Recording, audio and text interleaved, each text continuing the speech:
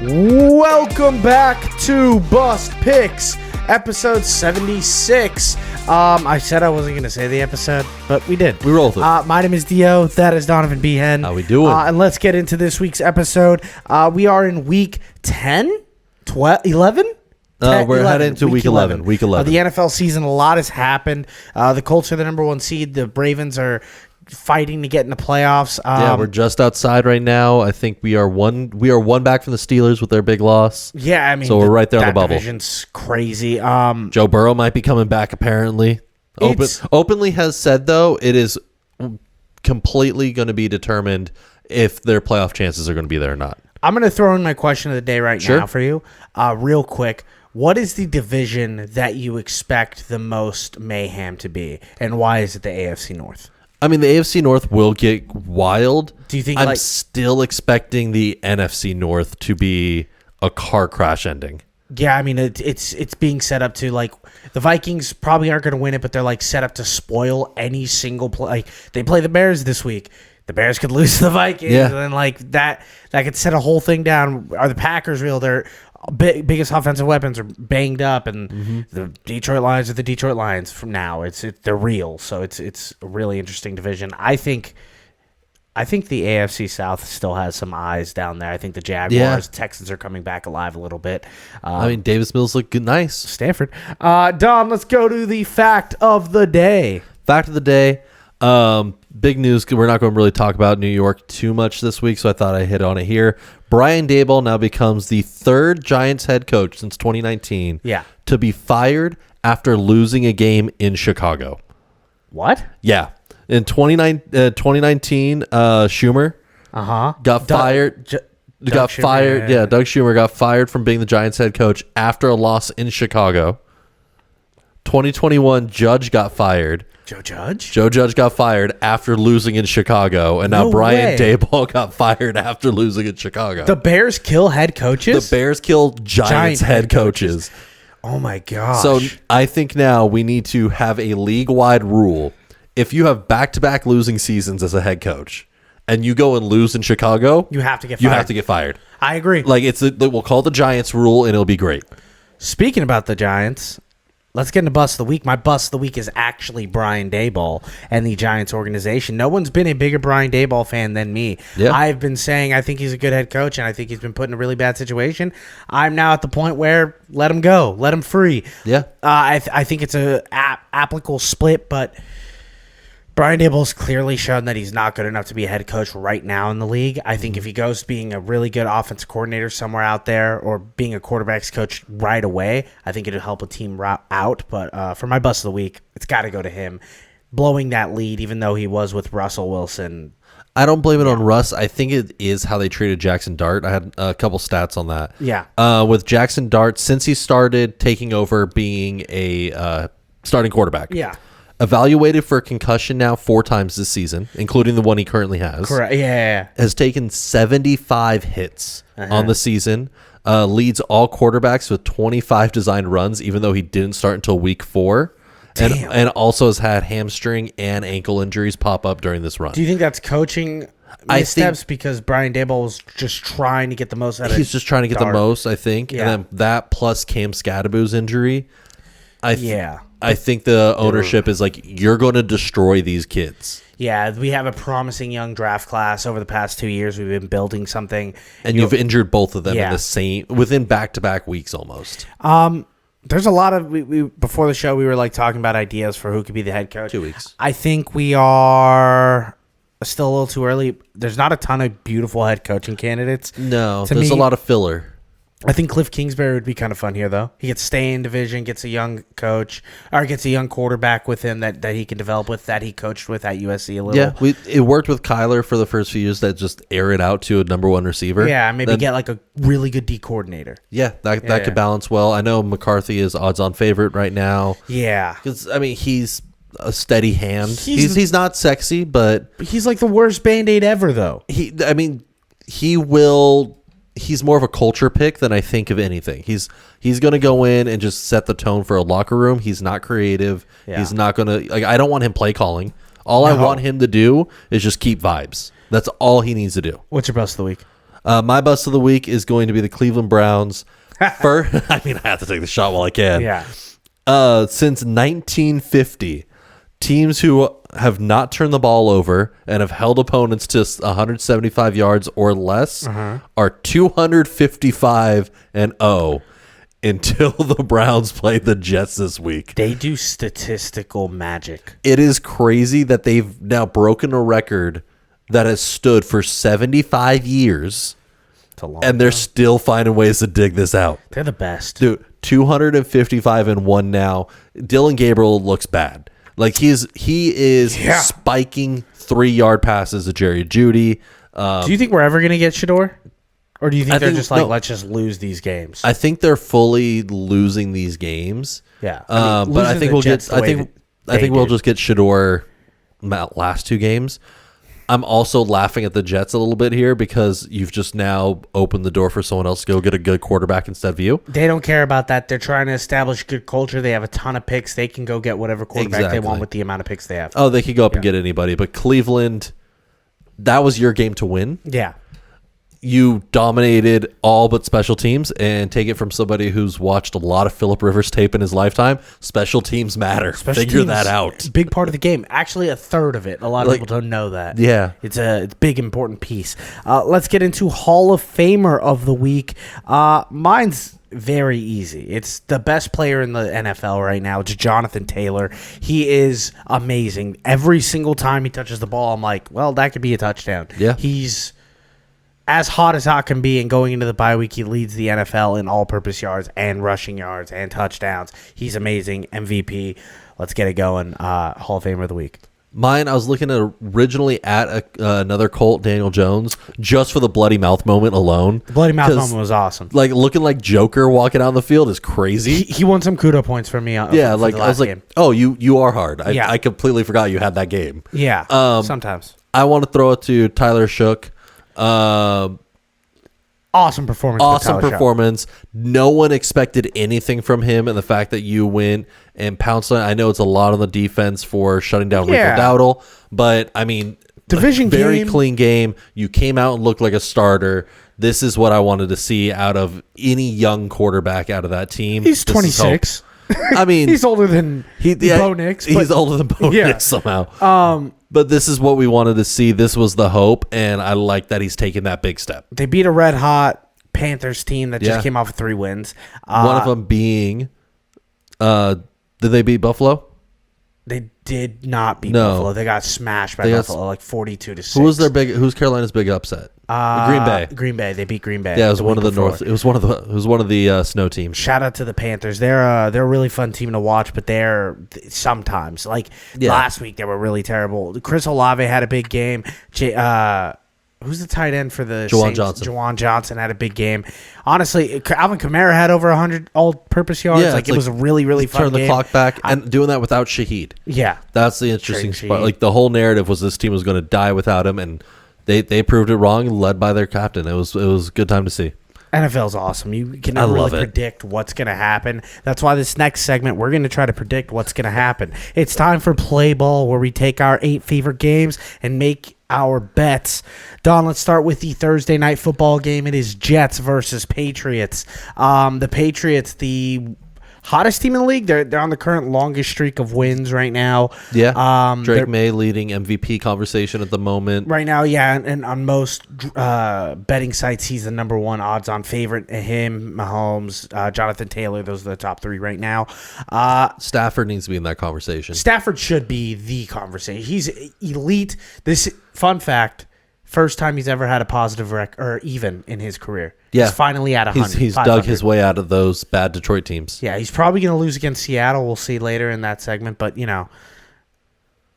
I would love to see him. Do you think he's at a point where he can make the Hall of Fame? Oh, yeah. No, Stafford's a Hall of Famer. Okay, cool. Jets, Patriots. Drake May, the truth? Not Drake maybe? I like him. I think that his deep ball is nice. I wish they gave him more weapons than old Stephon Diggs. Booty looks okay. Stephon makes some plays? Yeah, he makes some plays, but he's not. Yeah, I hear you. There could be better elements around him. I think a T. Higgins on this team would be cool. Oh, that would be elite. Yeah. He would make T. Higgins elite. The fact that he's making these younger receivers look as good as they are. And I do like Booty. I think he's a good receiver. There's some elements there that the game is there. Mm-hmm. The running backs are figuring out more. They're Henderson leaning had on his Henderson. breakout game. Exactly. So this team is ramping up. Christian Gonzalez could do a little bit more in my mind, but we'll Jets, get there. Some could say the Jets are also a really hot team. Back-to-back wins. Justin Fields starting to get into motion. He completed all 6 of his passes last week. That is the craziest stat. I look at this line. They're giving the Jets plus 12.5.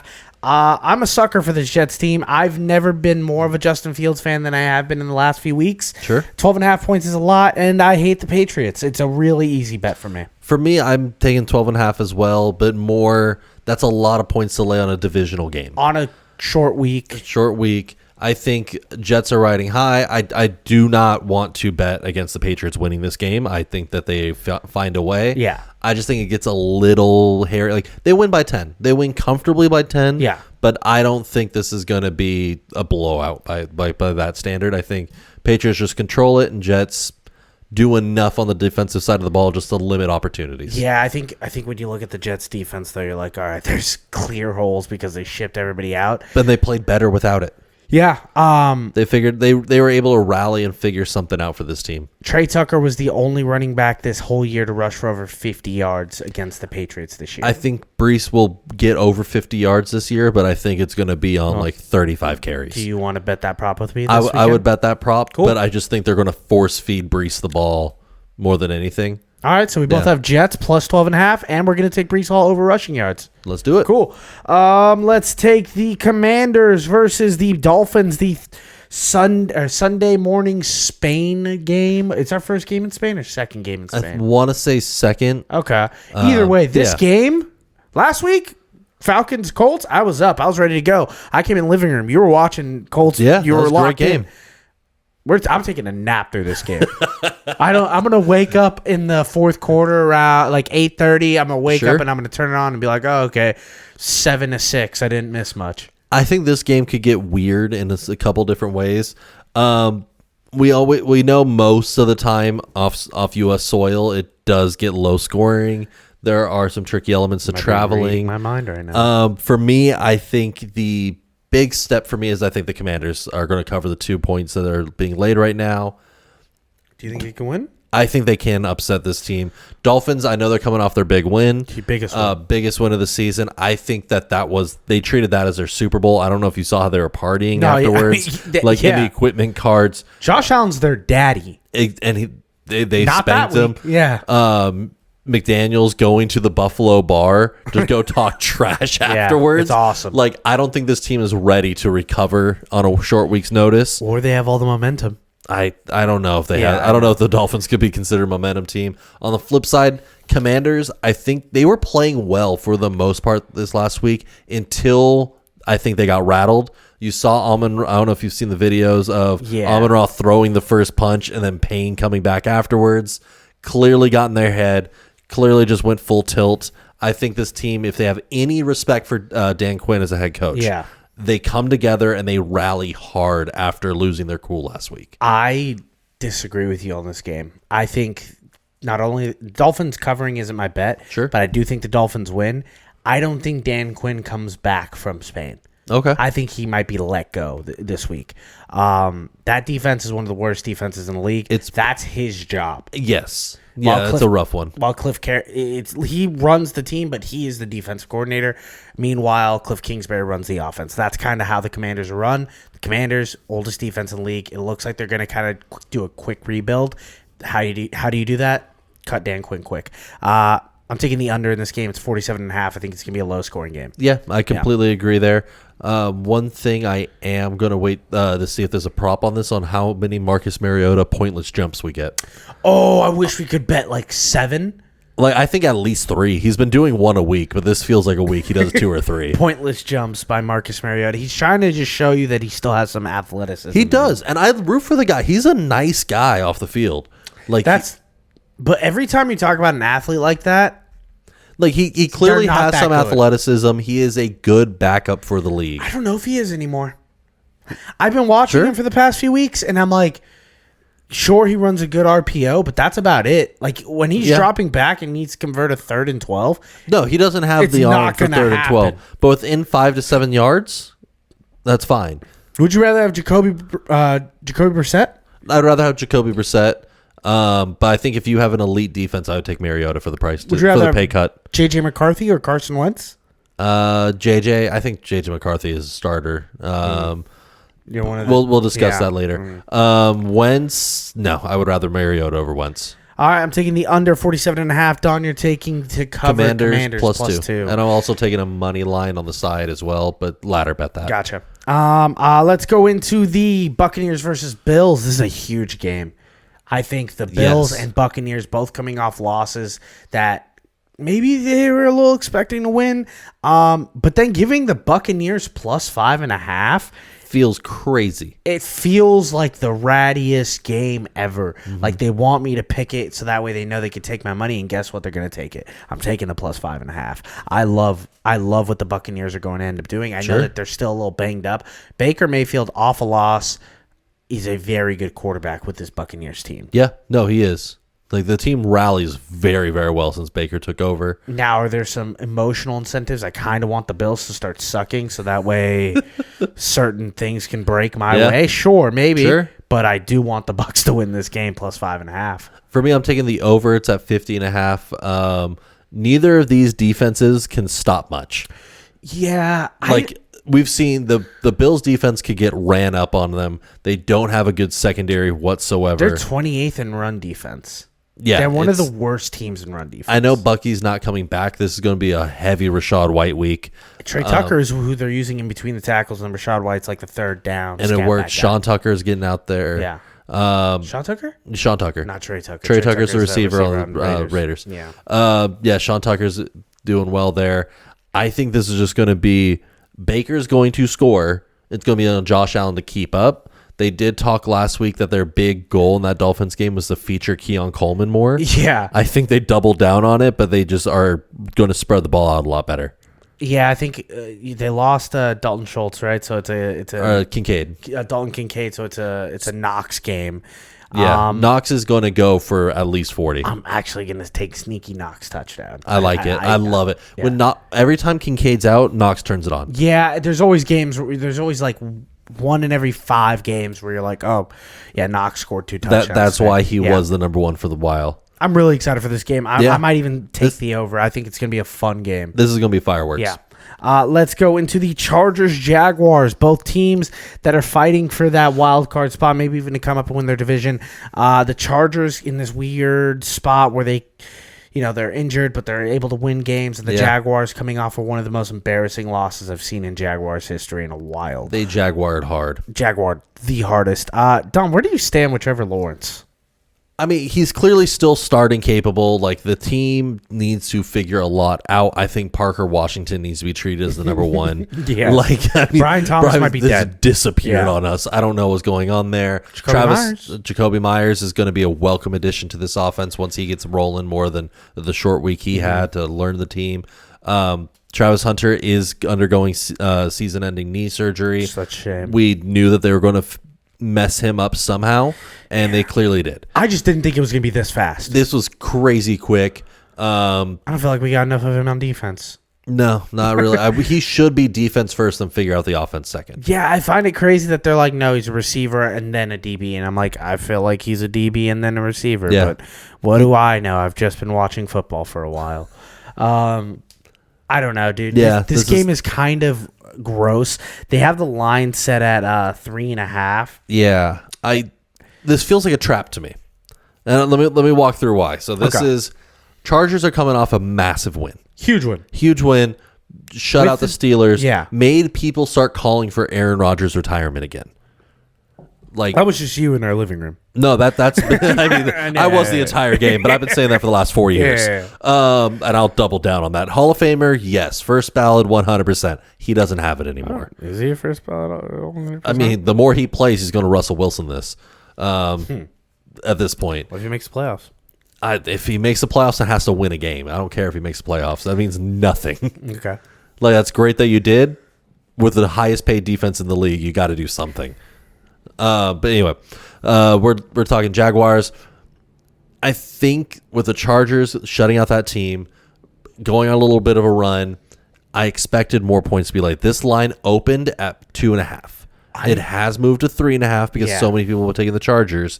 I think Vegas knows something we don't. Mm-hmm. There's an inside line here that I'm clearly missing. I'm taking the Jaguars. I like the Jaguars too, I don't dude. Get it? The 3.5 makes me nervous. I won't lie. The 3.5 makes me nervous. I'm probably going to wait till game day to see if we could get it +3. Kind of move the line back in because a full point jump does make me sweat. If we get it +3, I'll take it. 3.5. Can I interest you in the over at 44.5? No, because I don't think the Jags have that in them. Jags do score. Jags score. Chargers also score. I think this feels like it's going to be a sloppy game. I think the biggest thing I could see going the Jaguars' way and why I'm leaning them is that pass rush is still there. Yeah, they have a good pass rush. And Chargers have no O-line. Like everyone's just hurt. Yeah, but they've played against good defensive lines and they continuously survive. They survive somehow. I think that if the Chargers are going to put up points is going to be through Quentin Johnston this week. I know Ladd is the number one. I think Jaguars are going to scheme to take Ladd away. Yeah. This is going to be I'm forgetting their tight end's name pronunciation. He's out. With him not being there, it's going to have to be Quentin to step up to keep this offense resuscitated. Quentin Keenan, who had 2 catches last week, one on like a quick shovel pass for the record that was like a -1 yard reception. Well, I mean, he picked up 3 on it, but okay. Yeah, and he's now the leading receptions in Charger history. Shout out to him; he's a great receiver. Yeah. I'm gonna take the over 44.5. You're gonna take Jaguars. I'll also take the Jaguars with you. Sounds good on that. Let's get into the Seattle Seahawks versus the Rams. This is probably 2 best teams in the league playing each other. It could be argued. Is that hyperbolic? I don't think it's. I think we're overlooking a couple teams, but who are we overlooking? I mean, Colts are there, Patriots are there. Those 2 teams have to be in that conversation right now. I think Rams are better than the Colts. They are. I'm not saying they're. I'm not on paper. I think we could. There's a couple teams in the conversation. Yeah, these 2 teams are. If you said best in the NFC, I wouldn't argue. Detroit's the only one sitting. What's the team you're more bullish about? Is it calling the Seahawks good? Because I know you. I love the Rams. I think the Rams are good. You don't love the Seahawks. I love the Seahawks. I wish we still had McDonald's so bad. Best defensive schemer in the league. Exactly. Right now. This matchup, so Seahawks in their last Seahawks on the road, plus Rams at home, 1 combined loss all season. Seahawks are 4-0 against ATS, against the spread, and 4-0 on money line on the road. Rams are undefeated except for 1 on they're 3-1. Covering the spread out. Covering the spread and money line. I love the Seattle Seahawks here plus 3.5. I don't hate it. Okay. I'm taking the under. I'm copping out of this game. The under too. I'm taking the under. I think divisional game. The Seahawks will fly. They are definitely going to be swarming. We've seen Lawrence put up a massive game. He was being underrated until last week, where he gets 2 fumble touchdowns. I think. That's no, everyone's talking about the Micah Parsons deal. No one's talking about the fact that Lawrence walked from the Cowboys as well. And I think that's being overlooked on how good of a GM Jerry is that he let 2 top defensive talents go. Yeah, I think a lot of people. DeMarcus Lawrence was just getting paid a lot, and he's out there making big plays. Him, Leonard Williams, they have a legit defensive line. They have great players in that secondary. They have a rookie safety, Amaraway, from South Carolina, out of his mind right now. Incredible football. That defense, to me, is the best defense in the league right now. I think it is. On the flip side, Seahawks still. I don't trust their O-line fully. I know that they keep rotating. I think Jared Verse can get in there and game wreck. Brian Young, who's a really good defensive exactly. So I think this is just going to be a very hard-fought, slow slog of a game. I can see it 24-21 on the high end. Yeah, that's where I'm somewhere right there. Let's get into the next game. It is I'm taking the Seattle Seahawks plus 3.5, by the way. Yeah. Chiefs, Broncos. It is a huge divisional matchup. Number 1 versus number 3 in that division. Yep. But as every single person in the world will tell you, the Chiefs aren't dead until they're dead. You got to go double tap them out back. You got to kill the Chiefs. This is a huge. Every team in the AFC is looking at the Broncos and saying, do this. Yeah. Do this, Bo. You should have lost to the Raiders last week, Bo Nix. I need you to step up and kill the king. Not just for us, but for everyone in the NFL. Let's do it. Let's put him to bed. It's hard, especially with Andy Reid off a bye week. I just can't do it. No, that's fine. That's fine. I just can't do it. I think everyone would understand. I'm just at a point where I think this is going to be an ugly game. Yes. I think the Chiefs are going to play your style of Chiefs football, not the one that I believe in. I don't think they're going to score a lot of points. Nope. I think the Broncos are going to score a little bit of points. I think we're looking at like a gross 20 to 14 type game. Sure. Give me the under. It's at 44 and a half. I'll take that all the way to about 42 and a half. I'm taking Broncos plus 3.5 in this one. Mm-hmm. I don't think they could complete the full upset, but Chiefs always win these one-score games. If they're going to give Broncos points, especially by a score. This year they haven't, though. This year they haven't, but Pat Surtain reportedly skipped last week. So he could play this week fully healthy. I think that kind of motivation, that bulletin board material for that defense is going to stand up. I do agree. I love the under in this game. I just think that in a game where Mahomes and this offense has stalled out completely multiple times this year. Yeah. And Bo Nix has looked bad. Say it. Say the words. Bo Nix has looked bad in this one. Give me Broncos money line. Okay, you're crazier than me. I want the Broncos. I think they can win this game. I need them to win this game. We all want them to win this game. I need them to win this game. I'm laying some on it, but Broncos points here looks sexy. Yeah, no, I know. And Vegas wants you to think it's sexy. Sure. And every casual bettor is going to be like 8-2, 5-4. I'm taking the Broncos. You think? Chiefs off the bye. People aren't going to start going heavy on the Chiefs just for the brand name? They probably are, because Andy Reid off the bye week is also like Jesus Christ. So the man is insane. Yeah. I'm still going to take the Broncos money line and the under. Sure. Let's go into the Sunday night game. It's the Eagles versus the Lions. Eagles coming off another terrible offensive output of a 10-7 game against the Packers. Are we worried for the Eagles?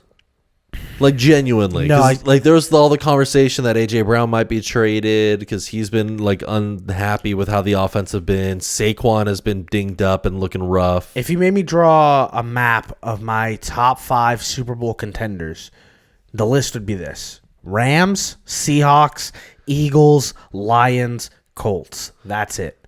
To me right now. If you asked me for my top 5. So you're saying Colts versus the NFC? Correct. Okay. There's not a team in the AFC that scares me outside of the Ravens and Chiefs. That's it. I'll play everyone else. Sure. These two teams right here, I think, could be the NFC Championship game.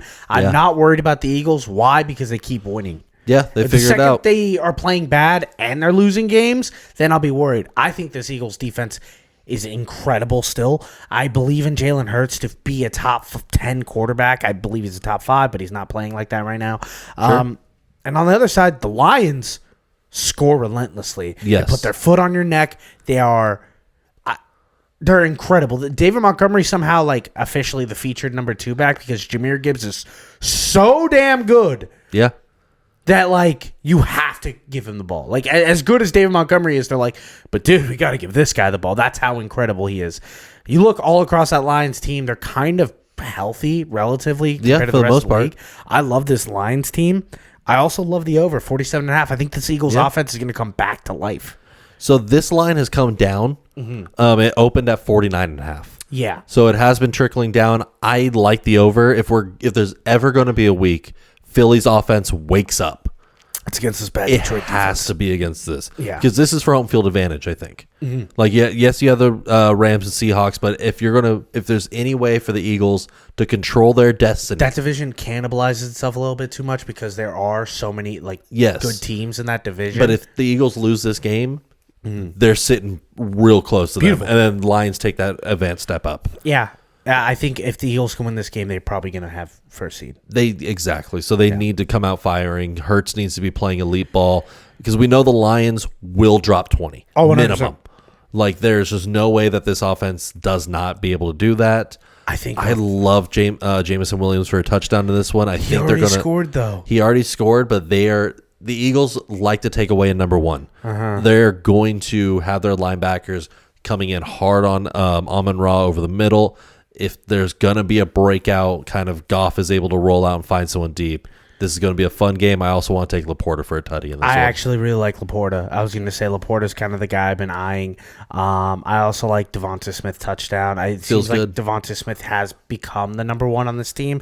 Yeah. I don't think A.J. Brown's bad. I just think right now the way they're not using him correctly, but he's not really making a stink. Everyone else is starting these rumors about him trades and stuff like that. I don't buy into it until he's out here saying, I want to be gone. That's what he did in Tennessee. He's not doing it here, so I'm going to give him the benefit of the doubt. Sure. I do like the over 47.5. If you made me pick a money line on this game, I am going to lean more Eagles. Okay, fair enough. I am definitely afraid of the Eagles. I do believe that they have the ability to turn it on at any point. I think they kind of have that Chiefs ability that, like, until they've shown me they can't be that team, they are that team. Okay. Yeah. Last game, the Monday Night Football game, the game Don's the most excited to watch. He's so excited to... This is going to be bad. Dude, the primetime games, other than Eagles-Lions is going to look good. It looks great on paper. Yeah. Primetime games for the last couple of weeks have especially been rough. Monday night games. With all the ESPN stuff happening, they're running into a really bad trend. Do we want to talk about ESPN for a minute? Yeah, they're bad. Yeah. They're evil corporation that no one should support. Someone's gone through the things that ESPN has funded over the years as like being the sports like legend that they are in terms of broadcasting.